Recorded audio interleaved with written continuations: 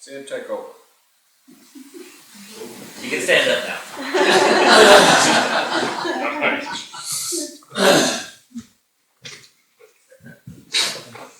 Your job as council members, should you choose to accept, is really, I think, what Kirk is after is our referrals. Okay? For instance, like the guy that Dad's talking about, Gary Rollins, it's his classmate. Almost a year ago, was it last April? He was your guest at the EEM dinner. That's right. Okay, so every once in a while they talk about that a little bit more. Well, all of a sudden, by planting that seed, this guy can't write a check. He's living on Social Security. Yeah. But he is talented. He's an author. Dad's helping him with some projects through the Amen Press, and he remembers, hey, Bob's involved in that Bible giveaway program. He meets this lady. She's a 90-year-old lady that if you walk in here, there's no way she's 90. I mean, I had a birthday waffle with her a couple weeks ago, and I just thought, you gotta be kidding me. That lady's 90. But has taken this young 83-year-old under her wing. Anyway, and let's him use your car. But just that relationship, that seed that Dad planted. Hey, let me tell you about a board I'm on, EEM. He remembers it. They're friends. They talk about it every now and then. Dad knows this guy can't write a check, but all of a sudden he leads her. He leads Dad to this lady who I guarantee you is going to make a significant contribution when the time is right. She basically said she was going to. So I think that's what Kirk is looking for you guys as council members to remember, okay, what does that mean? How can I help? How can I share that story? But it's just, there's sort of a perfect example. I got a couple of points kind of to go over that we will, you'll just take one of those. You said 15, I think we got 16. So we may run one short. One couple may have to share. I'm a former teacher. We gotta have some notes. I'll also make an assignment. You know, no. Okay, the folks on the video said SABS, but it is SABC? Yeah. Okay, I just want to make sure. I thought, is it SABS? SABS? Did I mess it up? Initially it was SABS. Okay, gotcha. All right. What's your job as a council member? It is to spread the word, okay? If you don't remember anything else, who do I know that I can give Kirk? I mean, if we had time, what Dad and I do at a lot of these type workshops is, before you leave, you're going to make a list of 10 people to give him names for him to go see, okay? No one, you're not going to write them and say, hey, we need a gift for SABC. What we're going to do is build a relationship, which might take 2 or 3 years. Okay, so rest that fear. Kirk's not after names to go. And he said, I don't know if they're going to like me giving them their name. Well, he's not going to go see them and ask them for a gift. He's going to get to know them and find out who they know. If they're not a donor, maybe they're a connector, like this guy here is. Okay, so that's what we're talking about. There's no fear here. You're sharing something exciting. Something good, okay? No one's trying to get names to call on your people, and there's no bad feeling there. You're not going to call them and ask them for, hey, Ty said you had a lot of money, you're going to make a gift to us. Okay, that's not what we're talking about, okay? No, we're not talking, so remove that. Just think of, the way Dad said it, think of friend raising. So scrub fundraising and just think friends. I'm trying to enlarge the circle of friends for SABC. How many donors?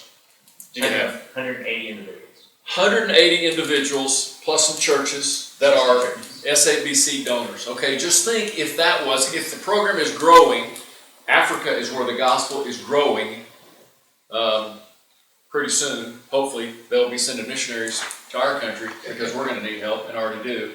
But that's where the fields are ripe, and so that's where our investment needs to go. What if we could double that? How are you going to double the number of donors? Well, it's going to start by increasing the circle of friends. Okay? We're not going to ask people for money. We're going to increase the circle of friends so that we build a relationship, and then the donors will come. Okay? That's the big picture. Your job, learn about the work, Lifelong learning, I really like that. So here's how you're learning. The video, reading the material, go to the websites, regular correspondence, interaction, communication, okay? Staying up to speed on what's going on. Sharing the story with others. You're an ambassador, okay? As a council member, you're an ambassador for SABC. Share that story. Just people ought to know you're on this, involved with this program or on the council. Just like, Dad tells Gary, hey, yeah, I'm on the board of EEM. Really, tell me more about that. Well, Dad invites him to the dinner. There's no way he's going to be a donor. But he comes to the dinner just to help spread the word. Okay, we're just trying to enlarge the circle of friends. Okay, then make introductions, connections, referrals. If I was here to give you an assignment, I'd say everybody give Kirk 10 names of individual or churches. I'm sure he'd be glad to speak at those churches because they're full of individual donors. The end game really is not more church donors. That's very limited. Okay, I mean, I'm going to invite you to contact me as a member of our mission committee because there might be a place we could help you, but that's limited. Really, you want to go to the churches so you meet the individuals, and that's still 90% of all donors come from individuals. Okay. So we're trying to get just more friends on board that he can communicate with. The best way to learn, that's personal, that's just up to you. How do I learn best? I'm a big reader. I'm just huge on, got a friend that convinced me I need to read more. I started doing that. I know a lot of people that listen to audiobooks. My wife also got me reading a lot. Now she reads on her phone a lot and doesn't read as many books. She actually told me last night, she goes, hey, I'm reading a book, a real book. I just want you to know.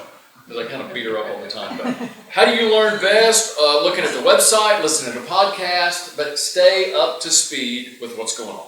I don't know if there's a regular e-news from SABC. Read that, okay? Then share the story. How you share your story is up to you, but I'm going to challenge you that all your friends ought to know you're involved with this program. That you support it, that you're a friend, that you're on this council. You just got to tell people. You can do that in social media, you can do it over coffee, but your people ought to know that you're involved with this program. You're not asking them to give, you're just sharing them. Let me tell you something I support and why. Then, who do I know? Now think of your circles of influence. We all have church friends, work friends, neighbor friends. Probably most of us are on some other type of organization, nonprofit, school, relationship. So think of those circles. I guarantee you everybody in here can come up with 10 names you can give Kirk. Or you can just say, look, you need to go visit my home congregation. I'll put you in touch with somebody that'll get you an opportunity to teach a Bible class at the very least. Or speak I think you speak to our Sunday night chapel Dad's class on a regular basis. Think of your circles of influence and who do I know that I can tell Kirk, hey, go see this person. And this isn't the kind of a thing where, hey, don't tell them I sent you. This is just go tell them what you're doing. Okay? This is simple. This is not arm twisting. This is not hard sales. This is just simple introductions. Information. That's it. It's important because we want the program to grow. In order to grow, it's going to require more money. Dad and I work with nonprofits. Nonprofits have a lot of opportunities to give. It's important because they need the money. They don't exist without it, and that's the same here. Okay, wouldn't it be nice if the program grew to where they could increase the tuition? The economy in South Africa is flourishing. Well, even if everyone was paying some tuition, they're still going to need more funds. Okay, it's still any nonprofit I know, you can't charge what it really costs to run the operation. Okay. Be a champion, make friends, invite them into the story. Let's look at the last couple points here. Okay, fundraising takes time.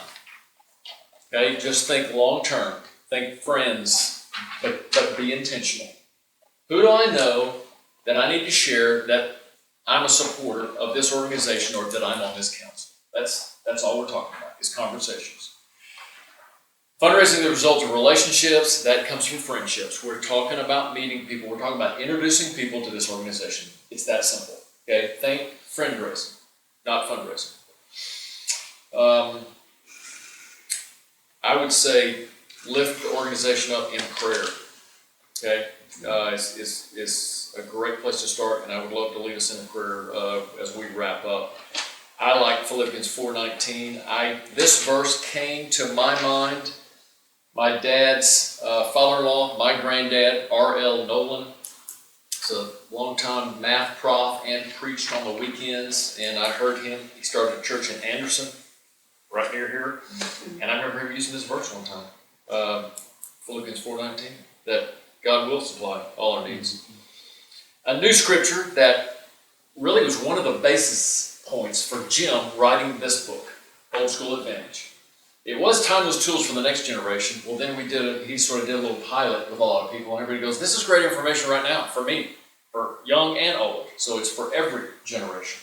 But it was based on, a lot of it on this scripture. Well, it's growing up Daniel's and Esther's, but it's also based on this scripture.